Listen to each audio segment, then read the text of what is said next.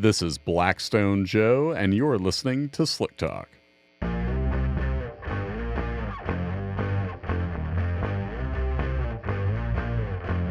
If I say I'm an oil man, you will agree.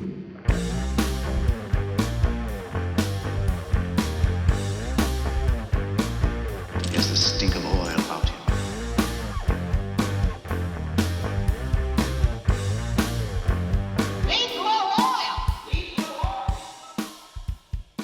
Hello and welcome into Slick Talk. I am your host, Blackstone Joe, and I'm glad you're here.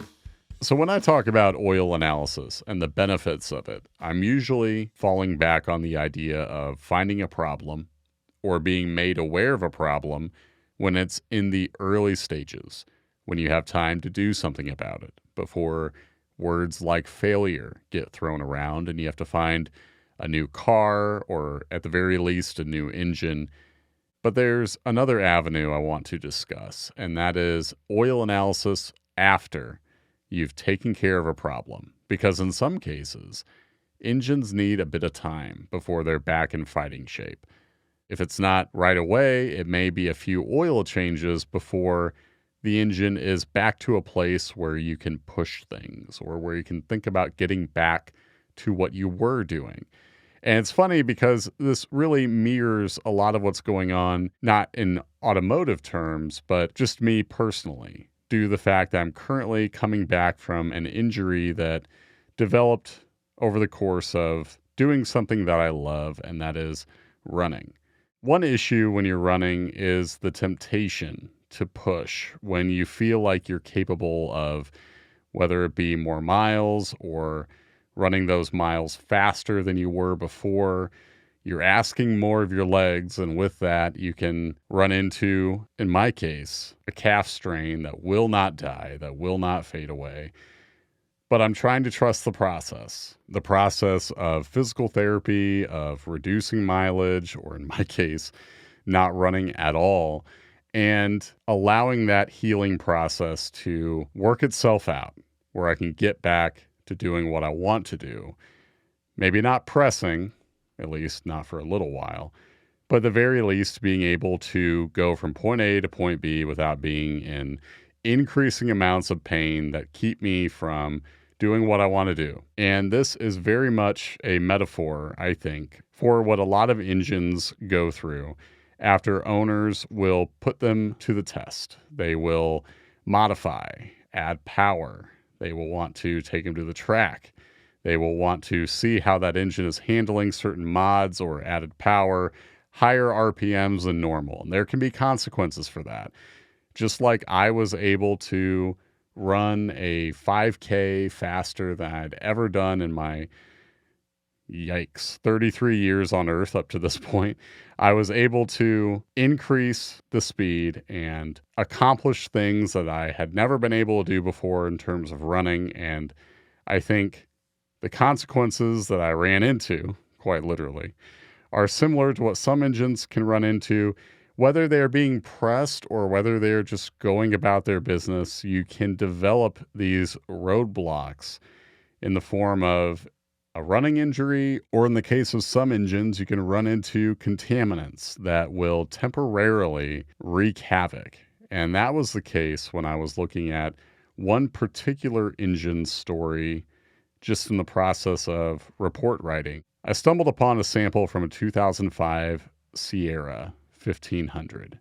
This one has the 5.3 liter V8 option. Now, when we first met this engine back at 170,000 miles on the odometer, it's now sitting at 178. And in the 3 samples we've had from this engine in the lab, we've found one common concern, and that is coolant contamination that was present in each of the 3 samples that we looked at. Now, starting out, this was certainly a good thing that we were able to make the owner aware of it, because not only was there coolant contamination, but the engine was making a lot of metal at the bearings, and that's a likely combination because coolant entering the crankcase, it tends to hit the bearings first, and it clearly was in this case. These numbers may be hard to illustrate or at least make real I think at times when we're talking about part per million and trying to understand, the scale of that. But it was making so much lead that it was the primary metal. And you don't want the majority of the metal in your engine to be coming from the bearings. And I think if you are, even a casual gearhead, that should make sense to you because, in this engine's case, iron should be the dominant metal because that's coming from your cylinder liners, it's coming from the crankshaft, cams. So if you have by far the majority of metal in your oil coming from the bearings, that alone should ring some alarms. And we have the cause of it in the form of coolant. Now, good news is that we caught a problem, and this may have been a problem that the owner was aware of. It may not be. But I think it also mirrors the situation I brought up earlier where I knew I had an issue. I was not running the way I wanted to run. My body was telling me that something was off, but I needed to verify exactly what was going on. And the diagnosis told me it was a calf strain, and that was leading to like tendonitis in my Achilles. And sometimes you need a closer look, whether that be your engine running poorly or your body not working the way you want to. You need to take a closer look. In this case, an oil sample told the owner that there was a lot of metal from the bearings and why. So we had step one, which was diagnosing the problem. Now, what to do next? How to fix it? Well, unlike an individual who learns they need to stop running and learns that they'll be in need of a steroid to bring inflammation down and learns that, such and such needs to happen, you need different stretches or all the different things I was told by my physical therapist. In this case, for the engine, we were looking at the obvious fix being necessary, that being new gaskets, and the owner sampled again after they added new gaskets to get rid of coolant contamination. And in that second sample, we saw what is so common in a sample immediately following repairs, and that was a couple of spikes, specifically in copper and silicon. That's a typical combination when wear-in and sealer material are washing out.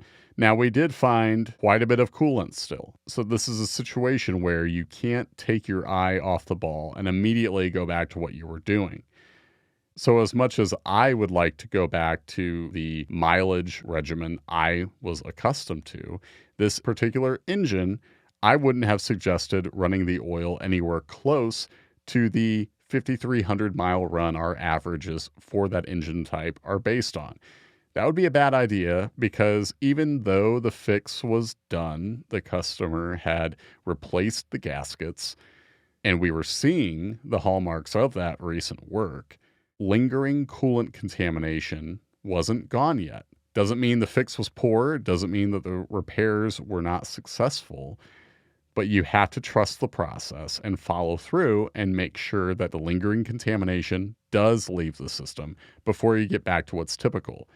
Even though I was on meds, even though I was learning different strategies to combat the injury that I'm coming back from, I can't take the progress I've had up to this point and just go back and allow there to be further damage due to what's not yet gone. And it's this very same thinking that applies to this engine and the coolant contamination it's dealing with, because in this third and most recent sample that I looked at today, there is progress evident in the levels of, like I mentioned earlier, copper and silicon had gone up. Well, they've now gone down. And that speaks to wear-in and sealer washing out. However, coolant hasn't quite left the system altogether. There's certainly progress. We can see that the elements that show coolant, potassium and sodium, are down.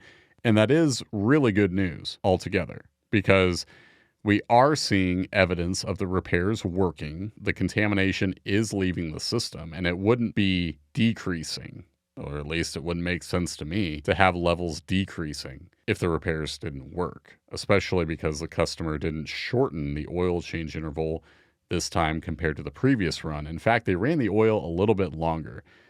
They did 1,500 miles on this sample. That showed progress in the contaminant washing out compared to the 1,300 miles they did at the last sample date. Even so, my advice for this particular engine was to try another 1,500 mile run. And I can understand if that may be frustrating for, whether it be this owner or someone else who's in a similar spot. You've taken the time to make these repairs and you've been patient and you're sampling short oil runs, and Lord knows oil isn't cheap these days. What is? So I can understand if you're like, hey, why are you telling me to keep these runs short? I've fixed the problem. Let's go. Let's get after it. But that's when I can just hear the words of my physical therapist come into mind when I'm going back for an update and doing what is very annoying to me at this point, the litany of stretches, the scraping, the different tactics that one can implement to try and come back from, whether it be a calf strain, a tear.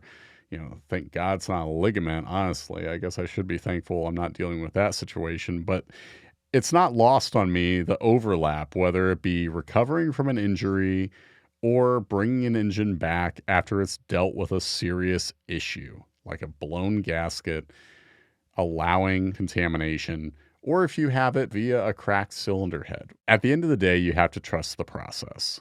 And that is keeping oil changes conservative until you can tell the engine is not running into any lingering contamination that could suddenly bring metals up, cause another increase in bearing wear, cause other metals to fluctuate in a way that would indicate poor wear. That would undo so much of the progress you've made by addressing contamination and causing things to take a turn in the wrong direction. So you can think about oil analysis a few ways. One, a diagnostic tool that can tell you if a problem is brewing. And then if you do find a problem, oil analysis can tell you how severe things are. Is it causing poor wear? But best of all, you can tell when things are on the other side. When you've addressed the problem and you can see the progress and you can see an engine like this one that had a really concerning amount of bearing wear to start things off. That's improved. You've seen the wear-in and sealer material come and go, and now we can also see contamination is leaving. But oil analysis will also tell you when things are in the clear and we can get back to normal, whether that be an oil run closer to our average or the ambition that some might have to extend the interval. Check in, and then you can start getting back to what you want to do. That's all for today's show. I'll get back to the data. Lord knows I won't be running to it, not yet. But like we tell so many of our customers, I'm just going to trust the process until I'm back on my feet. But until then, I'm glad to be on the right track, just like this engine and so many others that are taken care of by owners that are interested in knowing what's going on and sending us their samples. We appreciate you and thank you for hanging with me. This is Blackstone Joe, signing off.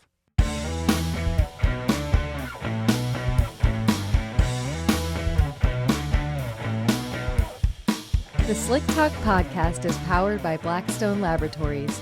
If you're ready to start your oil analysis journey, visit blackstone-labs.com to order your free test kit.